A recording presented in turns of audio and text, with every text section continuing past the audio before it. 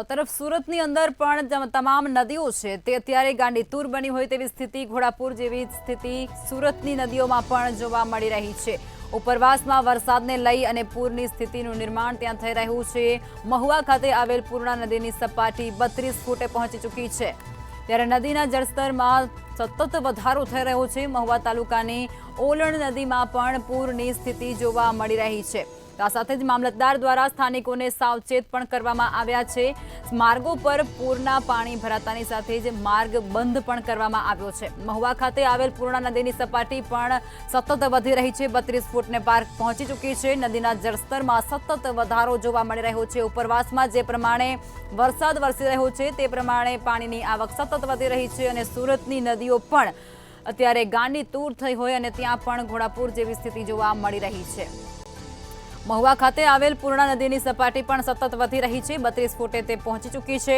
નદીના જળસ્તરમાં સતત વધારો થઈ રહ્યો છે। મહુવા તાલુકાની ઓલણ નદીમાં પણ જાણે પૂરની સ્થિતિનું નિર્માણ થયું હોય તે પ્રકારે લાગી રહ્યું છે અને મામલતદાર દ્વારા તમામ જે સ્થાનિક લોકો છે તેઓને પણ સૂચના આપી દેવામાં આવી છે। સાવચેત રહેવા માટે તેઓને કહી નાખવામાં આવ્યું છે અને નીચાણવાળા વિસ્તારમાં ન જવા માટે પણ ખાસ પ્રકારે સૂચના કરી છે। નદી પટમાં ન જવા માટે પણ તેમને સૂચના આપી દેવામાં આવી ચૂકી છે।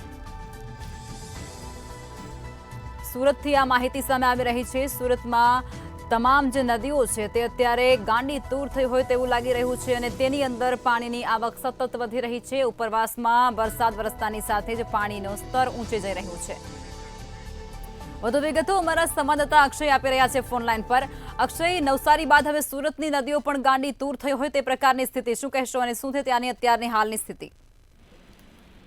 જિલ્લામાં ચોક્કસથી જણાવીશ કે હાલ અત્યારે સુરત જિલ્લામાં જે પ્રમાણે ભારે વરસાદ વરસી રહ્યો છે તેને લઈને નદીઓમાં પૂરની સ્થિતિ સર્જાય છે। કહી શકાય કે વહેલી સવારથી જે પ્રમાણે સુરતને કાળા ડિબાંગો વાદળો સાથે જે સુરતને વાદળોએ ઘેર્યું હતું તેને લઈને સવારથી જ જે વરસાદ વરસી રહ્યો છે તેને લઈને નદીઓમાં પણ પૂરની સ્થિતિ સર્જાય છે અને ગુજરાત સરકારના જે હવામાન ખાતાના જે દક્ષિણ ગુજરાતમાં ભારે વરસાદની આગાહી કરી હતી તેને લઈને હાલ અત્યારે જે ભારે વરસાદની આગાહીના પગલે જે ઉપરવાસમાં જે ડાંગ જિલ્લા તેમજ તાપી જિલ્લામાં જે પ્રમાણે વરસાદ હાલ અત્યારે વરસી રહ્યો છે, ભારે વરસાદ વરસી રહ્યો છે તેને લઈને હાલ અત્યારે મહુવાની જે પૂર્ણા નદીમાં જે પૂરની સ્થિતિ અત્યારે જોવા મળી રહી છે અને જે પૂર્ણા નદી જે આવેલી છે તેની હાલની સપાટી જે છે તે 32 ફૂટ જેટલી છે અને દર કલાકે પણ હાલ અત્યારે પૂર્ણા નદીના જળસ્તરમાં જે સતત વધારો થઈ રહ્યો છે। વરસાદ પણ હાલ અત્યારે અવિરત વરસી રહ્યો છે અને જે મહુવા તાલુકાની ઓલણ નદી છે તે પણ હાલ તેની અંદર પણ પૂર આવી ગયા છે અને બીજી તરફ આ પૂર આવતાની સાથે જ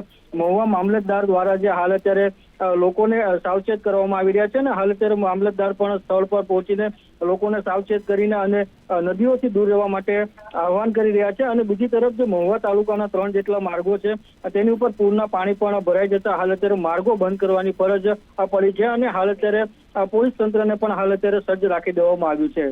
જી લખમાં જાણકારી આપવા બદલ આપનો આભાર। તો જે પ્રમાણે અમારા સંવાદદાતાએ વિગતો આપી છે અને જણાવ્યું છે ત્યાંની સ્થિતિનો તાગ આપણને આપ્યો છે। સુરતની અંદર પણ તમામ નદીઓ છે તે ત્યારે ગાંડીતુર થઈ ચૂકી છે અને ત્યાં પણ વરસાદી માહોલ યથાવત છે।